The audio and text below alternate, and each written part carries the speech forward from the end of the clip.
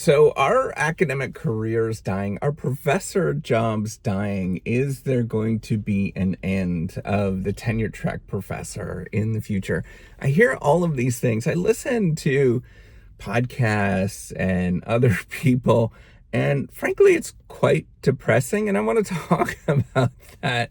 So if you don't know me, I am Professor Dave Massack. I'm an associate professor of innovation strategy and entrepreneurship, and I wanted to create this whole reciprocity project to give back as much as I possibly can. So by all means, if you look at statistics, right, it's pretty depressing. The sort of tenure track position is disappearing. There's more and more sort of temporary positions popping up. Professors are, quote unquote, getting overpaid for what they actually do. All of these kind of things. And if you start looking at the statistics, right? So PhDs are getting longer, right? Like the norm used to be 3 to 4 years. I think the norm is probably 5, 6, 7 years realistically today. 5 is probably the minimum. You could probably get away with 4. You probably get away with 3 or 4 if you want to just go teach. But if you want to do research, it's probably 5. It's probably 7 years. All of these things are sort of indicating like the market is dying, right? And everything that we're doing is collapsing, right? Like the entire infrastructure is going to die. So that story is really depressing.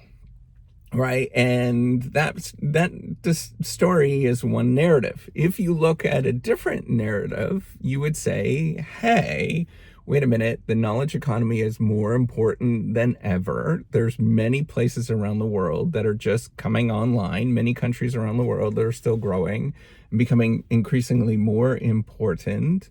There is a growing desire to make technology products or things that are based on knowledge, right? That's what I'm talking about with technology, is things that are based on sort of advanced knowledge.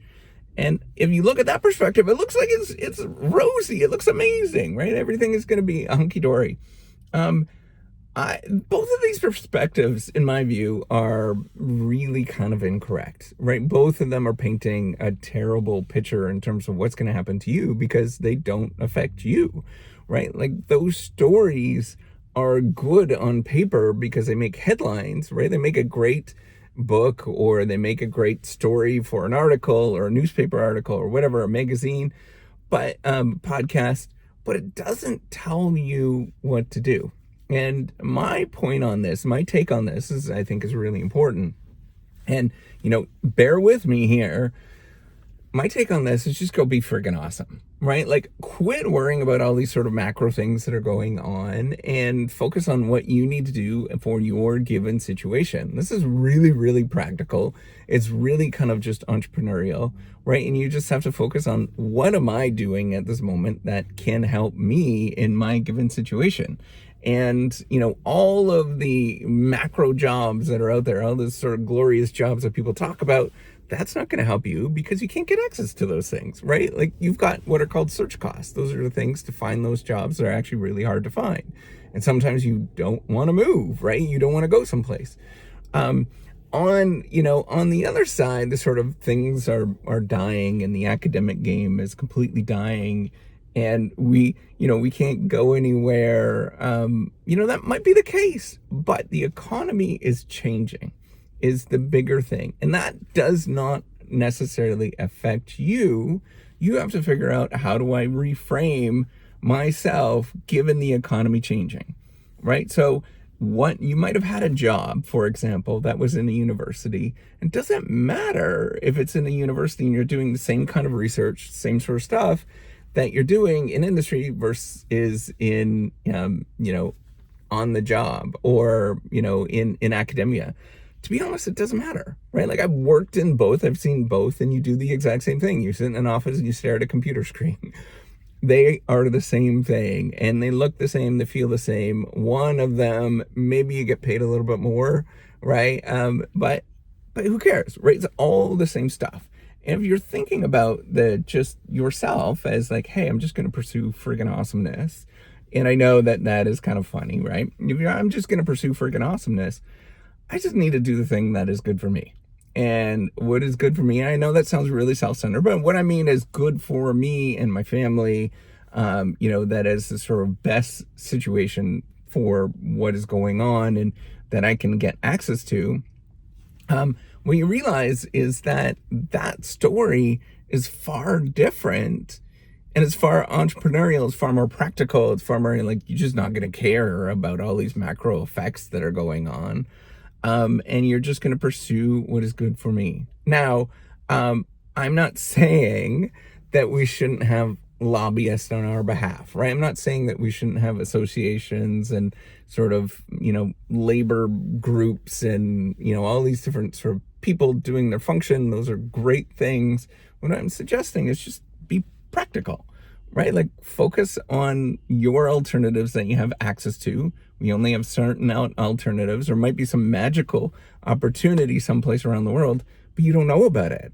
And so you've got to figure out what you do with yourself, and you got to figure out and turn that around, make yourself freaking awesome, right? So you make yourself freaking awesome by looking at the world around you and getting the opportunities that come your way, and maybe pursue those things that come your way and make that happen.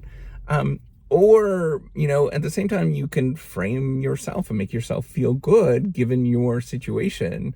And that's where you do things like positive self-talk, do all the sort of wonderful things that we know actually works, going for exercise, walks, all those kind of things. And when you focus on those things, then the rest of it kind of sorts itself out, right? Like none of that stuff is going to matter anyways. It doesn't. I gave up listening to the news many years ago because it doesn't matter in the long run. What matters is that you are doing amazing things. You're practical. You just do things that are going to benefit you and your family, and maybe, the people that are close to you, and you just keep going and you just be awesome every day, looking out for what is going on and protecting that sort of cushion around you, and you forget the rest of the world actually exists. Honestly, it's too difficult to focus on all the other things in terms of either the world is imploding, the academic, everything is sort of collapsing, which is true, or that there's like glorious opportunities, which is true as well, right? Like both of those are equally wrong.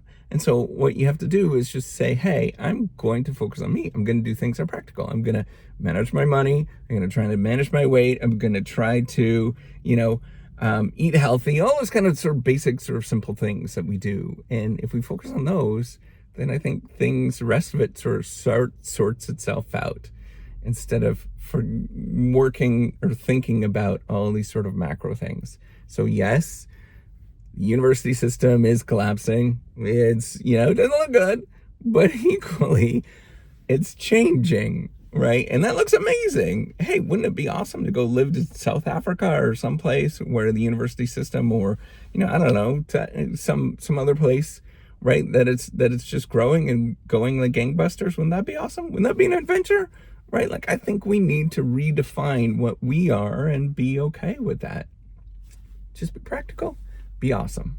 All right. Take care and have a wonderful day. Bye.